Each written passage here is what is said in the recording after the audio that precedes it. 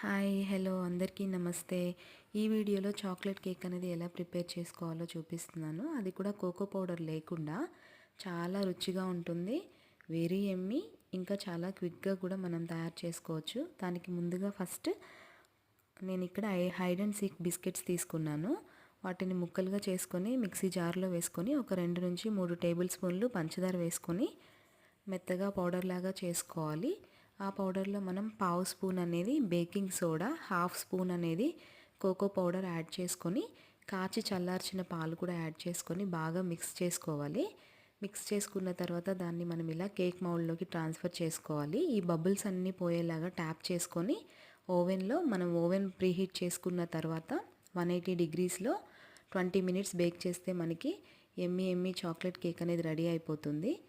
Video నచ్చితే like చేయండి, share చేయండి అండ్ ఛానల్ని సబ్స్క్రైబ్ చేసుకోండి. Thank you for watching. Thank you so much.